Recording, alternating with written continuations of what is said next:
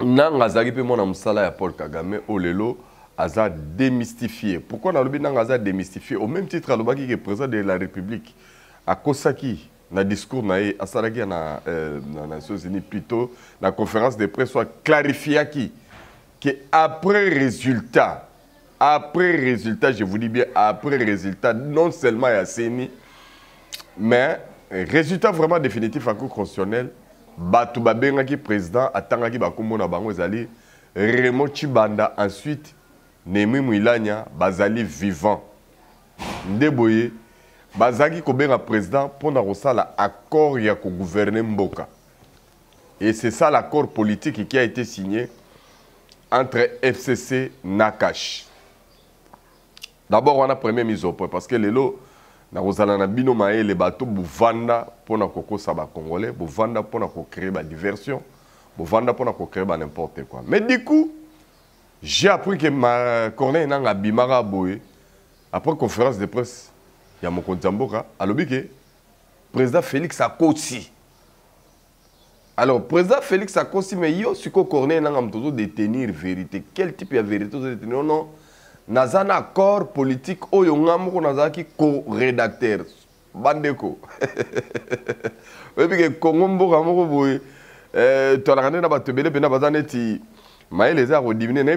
est-ce que les Congolais sont Martin Fayulu? Ça, je ne sais pas parce que la réaction, justement, tout le monde a rappelé que ça laisse à désirer. Mais, Corneille n'a pas de document, tout le accord. Naba dire nae boyebi ka betaka li selon autrefois tant waki na on a kin alera la télé 50 biso tout Hollande à part ba sceptique parce qu'il y a des gens au ba fanda ya ina ne président Félix azela kaka yo kalika puto sota omoni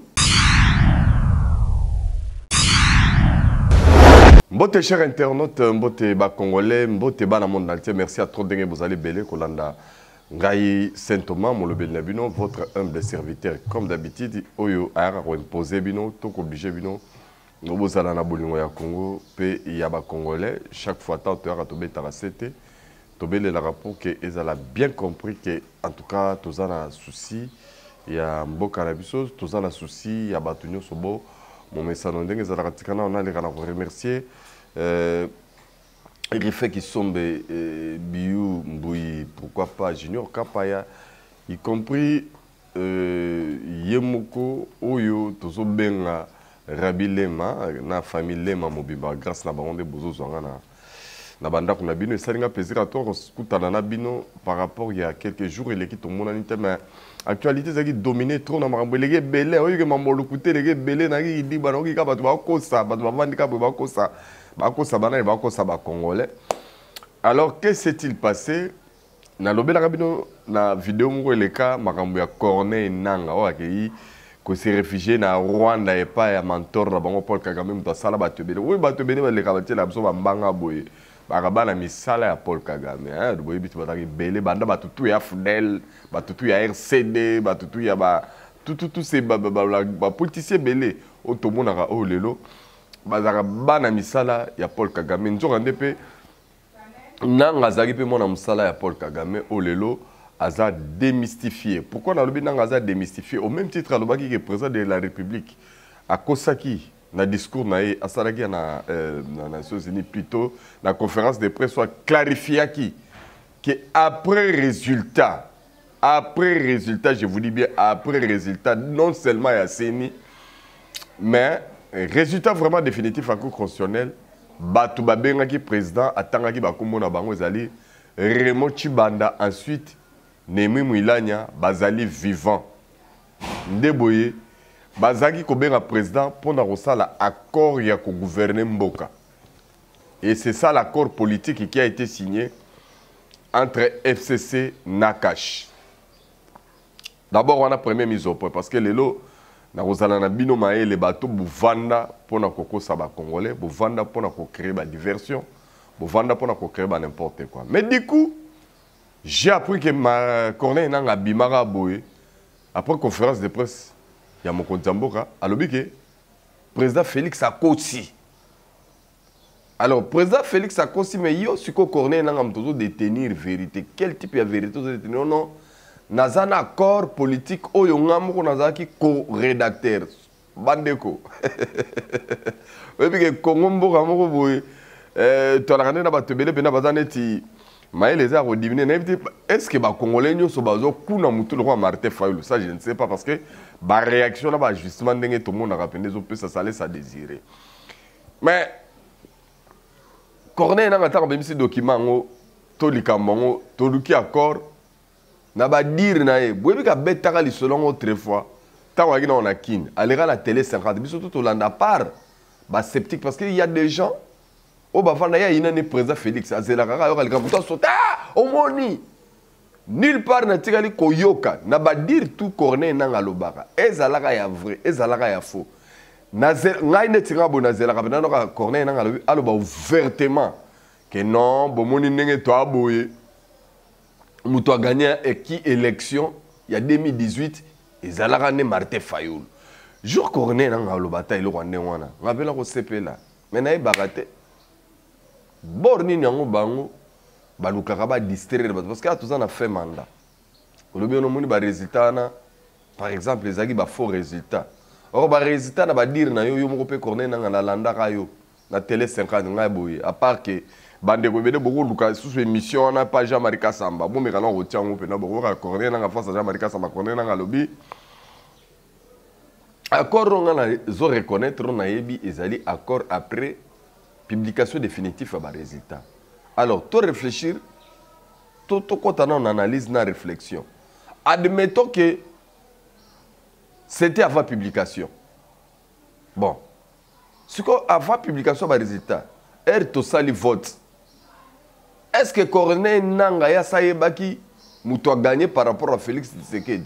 C'est pourquoi mon na ba débat epolo biso to salaka na renvoyer bino rapidement na CIA ya ba américain parce que CIA ya ba américain soga yebaki ke Tshisekedi a suite benga ba pesa confiance d'abord bango ali hostile na Joseph Kabila déjà souvenez-vous na ba tout rôle ba Rif Fengol ba tout rôle ba Thomas Pierrello tout ce qui était comme menace qui planait sur Joseph Kabila avec les Américains.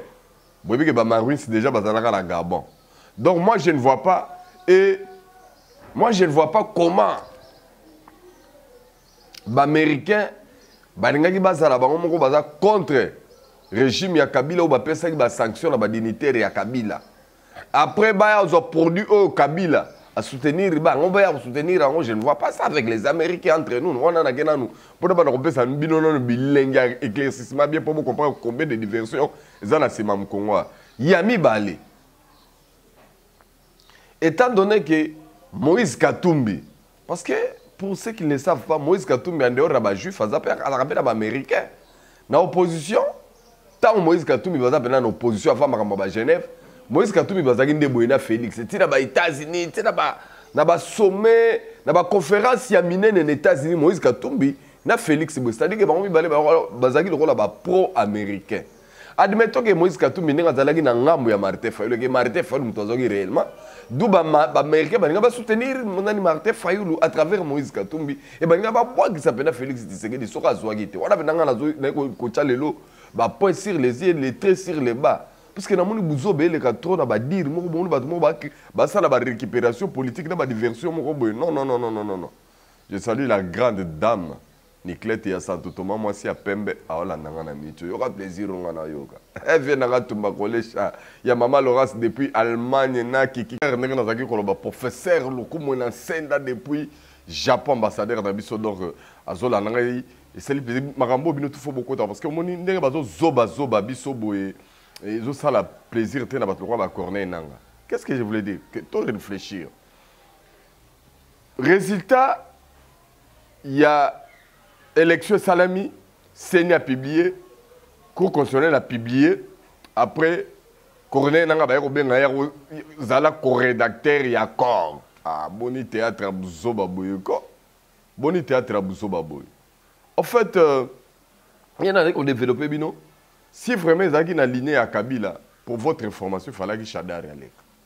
Si ce n'était pas Chadar, il fallait qu'il Fayoulou. Mais pour votre information, contestation à élection, si les Américains étaient au courant que Tshisekedi n'avait pas gagné, nous n'avons pas ici, il y a Et puis, il va dire que le Corneille n'a suspense, et puis on ne reviendra plus. Tu as menti à l'État. Tu as menti à qui? Au nom de quoi tu as menti? Donc, pour votre info, vraie version, vraie vérité, oh, il y a diversion. Parce que tout ce que Corneille Nangaa est en train de faire actuellement, on appelle ça la diversion.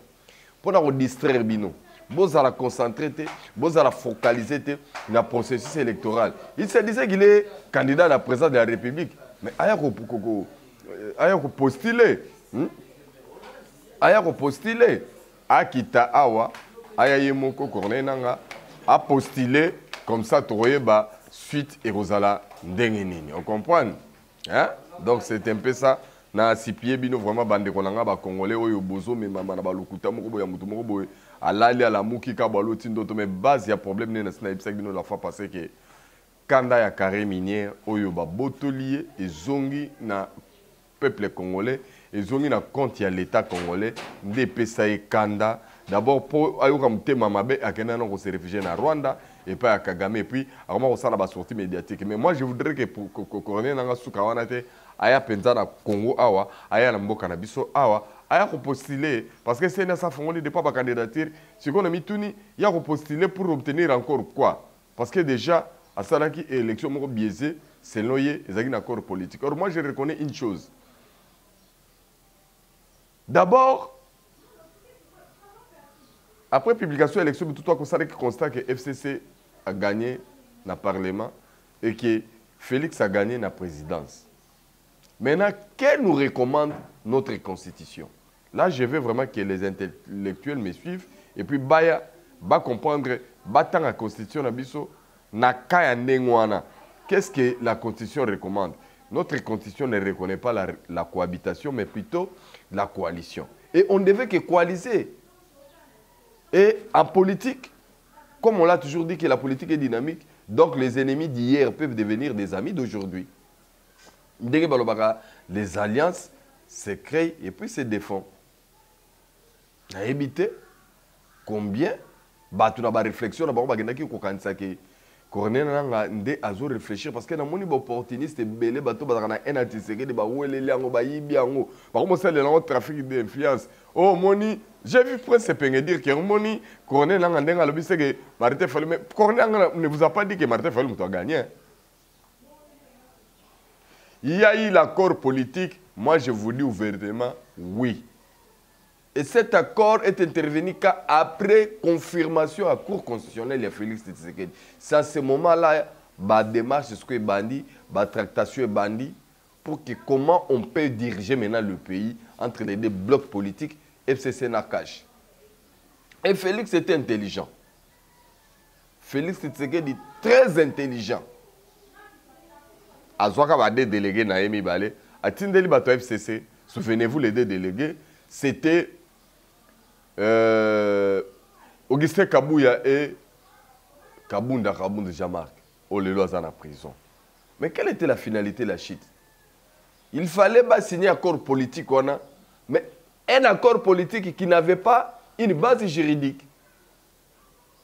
Parce que c'est que la Constitution, notre Constitution, si nous recommande des alliés, que ceux qui élection Salemi, maintenant, ceux qui, surtout dans le Parlement, Bozoa Kokakoyeba, majorité, pour votre information, aucun parti politique dans la RDC, dans l'élection 2018, a joué une majorité dans le Parlement.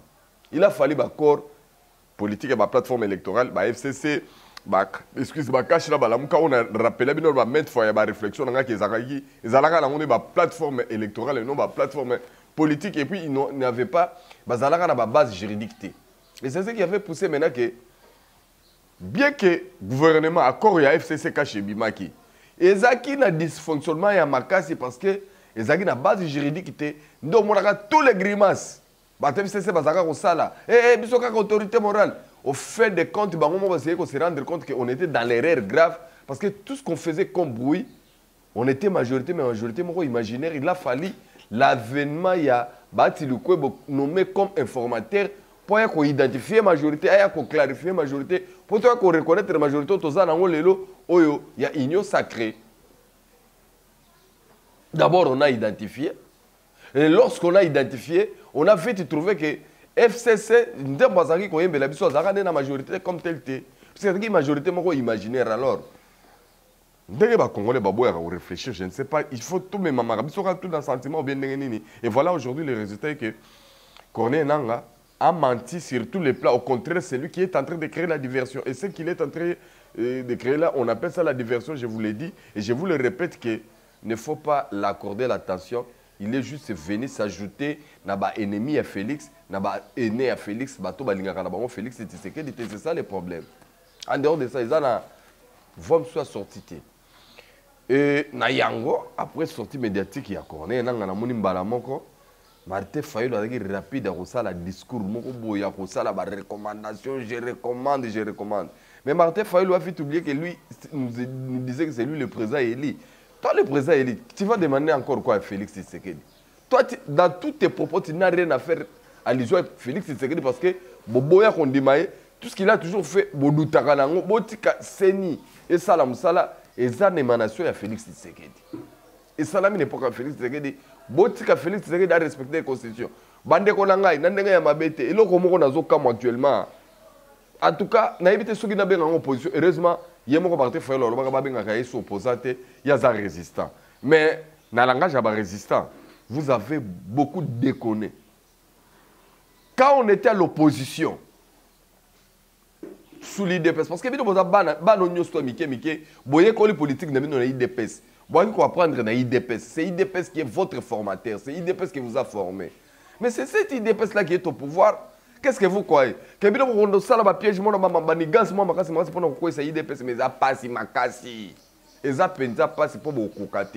pourquoi je dis ça? En tout cas, c'est pour la toute première fois dans le monde. Bituma mingi bato bakufa na mboko na ba marche belé ba bituma mingi ezalaki ya respect ya délai constitutionnel, le respect ya mandat. Soki boyebi soki to salaka bato bakufa ka ebelé na 2016, c'est tout simplement Kabila Joseph asal akokisaki 5 ans na 2016 mais boy ko organiser élection non respect ya mandat muté poussa bato bakufa le 19 na le 20 na le 21 septembre 2016. C'est ce qui avait occasionné batumba bato IDPS na siège. Tout simplement parce que l'opposition réclamait le respect de la Constitution, respect déjà et un mandat exercé. Il faut qu'on convoque le corps électoral. C'était ça le cas. Mais voyez-moi, les lots, tous en opposition, na obabi benga ba résistant, ba bunda combat kaka moko, bazoluka glissement. Pour la première fois dans le monde, tous en opposition, ils ont il y a délai constitutionnel, respect et mandat. Or, c'était cette même résistance, cette même opposition. Il y a 2 ans passés, Bazak Jacques pourrait dire que Balingi glissement. Ils nous ont chanté. Banze Munibiso Togité, la opposant, la résistant, Biso et pas la Biso Tolingi glissement. Tu sais que Martin Fayulu nous ressort encore son projet qui consistait que après le 25 janvier, si les élections ne sont pas organisées, tenues à temps réel, nous allons recourir à un monsieur de la société civile et M. Tshisekedi doit partir parce qu'il aurait glissé. Non. Mais là, on a fort, vraiment. En tout cas, jeunesse, on copie ce modèle dans l'opposition. Parce que si nous avons une opposition qui se bat contre la Constitution, une opposition qui combat la Constitution, une opposition qui combat le délai constitutionnel, il y a mandat, il y a un président. Ils ont empêché d'organiser l'élection, ils ont organisé l'élection. Ils ont préféré glissement selon entendement dans l'église catholique, entendement dans l'église Yamichoni. Que Binobo Tchamakelele, Tokende Kaka dialogue. Mais qui vous dit que M. Fayulu cherche l'intérêt des Congolais? Qui vous dit ça? M. Fayulu cherchait positionnement nae. Mais Ndambe Yalola, a Sungingai Oyo, Munadaka pour prévenir les Congolais, Bele Balandanga, na Ibsarabino que Martin Fayulu a une politique qui était à Zabi Diembele. Puis il ne faut pas et il ne faut jamais lui comparer avec Etienne Tshisekedi. Et on est arrivé là où je prédisais. Il était quelqu'un qui alela ko diembela batu na makambo na bango na ebisaka bino ngo banda tongo ke Martin Fayulu en lui-même il est incapable et que ye azara so baninga babongisi biloko aya diembela on a ebisaka bino ke akutaka baninga basala dynamique de l'opposition sala to abotola baninga dynamique de l'opposition akuti ba grand leader o ba l'ancrage na kati ya République démocratique du Congo o ba na ba base solide surtout le plan na terme ba leadership na terme ba to ba na charisme politique. Basangani na ye a roulé bango première traître à Genève lelo ndenge bango nyoso bala pakandai nzamba yuma te nzamba ko sakate lelo abimisi Martin Fayulu na poisa c'était lui. Est-ce que vous comprenez que carrière politique à Martin Fayulu comme na suka? Oh, dis-moi, quand Martin Fayulu est fini, si Tshisekedi avait refusé Yakokota le processus électoral en 2006, Tshisekedi est resté égal à lui-même depuis 2011 dans le processus.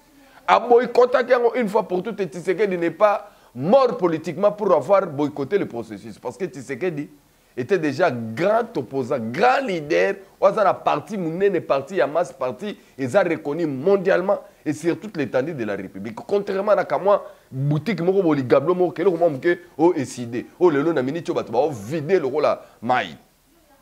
Pona nini leader moko bo yuma. Leader mo ayibini makambuté. Leader mo ba ko se le rôle mo na moko muke. Oh, les autres ont sangana les quatre ba ben le rôle mo moko muke na Lubumbashi.